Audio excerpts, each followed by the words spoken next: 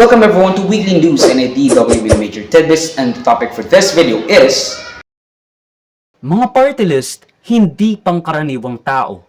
Ang electoral party list system ay ginawa noon para magkaroon ng boses ang mga manggagawa, pesante sa probinsya at syudad, indigenous community, kababaihan, kabataan, at iba pang sektor na naaayon sa batas, maliban sa sektor ng relihiyon.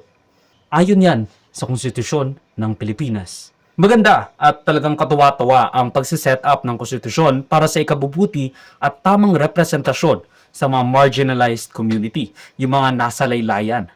Ginawa nila ito para magkaroon ng boses ang mga madalas ay pinapatahimik, binubusalan at tinatakpan ang karapatan ng kanilang paghahayag ng salubin without the risk of violence of the state and its agents against them.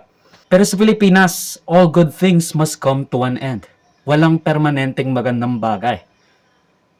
Lahat natatapos rin. Ayon sa election watchdog na Contra Daya, 86 sa 156 na tumatakbong party list groups ay hindi kinakatawan sa marginalized community. The very same parties na dapat ay nabibigyan or nagbibigay na ng paraan para marinig ang mga saloobin at representasyon ng mga nasa laylayan. 4 na po sa mga tumatakbong party list groups ay galing sa political dynasty. 25 sa mga malalaking korporasyon at negosyo. 18 na may koneksyon sa kapulisan at militar. The very same people na nag-o-oppress sa mga pesante, sa mga mahihirap, sa mga estudyante, sa mga matatanda, at sa mga manggagawa. 11 sa mga may kaduda-dudang advokasya. At 7 na may kasong korupsyon. Wait, hindi ako makahinga. Hindi ako makahinga. Pero hindi ba dapat i-disqualify ito ng COMELEC? Like, hindi sila nagre-represent ng mga sektor ng Pilipinas na underrepresented, yung mga marginalized communities.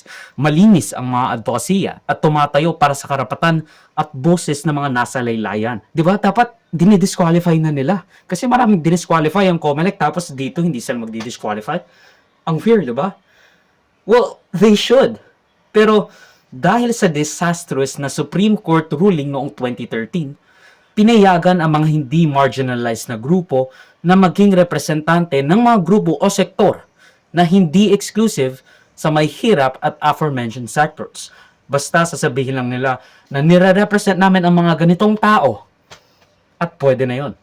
Kahit na hindi yon, kahit na yung mga sinasabi nilang nire-representa nila ay hindi marginalized people. Matagal na ako nagsasabi patungkol dito. I hated the party list system. Dahil kung ano-ano ang mga pangalang ginagamit, mga ultra-specific, 4-piece, Pacman, BBM, ang weird. Piggybacking off of terms na popular sa mga karaniwang tao. Akab, tupad, ayuda. Diba? Pero sa tingin nyo ba, dapat nating sisihin ang mga taong bumoboto? I mean, I constantly hear people shouting, Tobotante, whether they are DDS, loyalista, progresibo, at makakaliwa. So yeah. Please, yung mga mabubuting kandidato sa mga makabayan, Kikobam, well, do your job. Be better at your job. Don't alienate people. Kasi, sa totoo lang, masyado kayong maprinsipyo na wala kayong showmanship, wala kayong panache, wala kayong pizzazz. I don't call it, pero yun na nga. Ngayon, marami kasi sila, ano dapat ang gawin natin? Di, patayin natin yung mga senador ngayon para mabakante.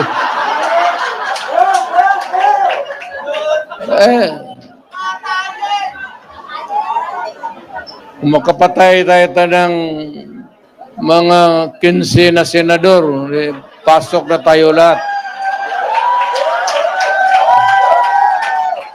Kailangan natin ng representasyon sa Kongreso, both the House of Representatives at Senate, para magbigay ng solusyon at boses sa mga may hirap at may malaking pangangailangan.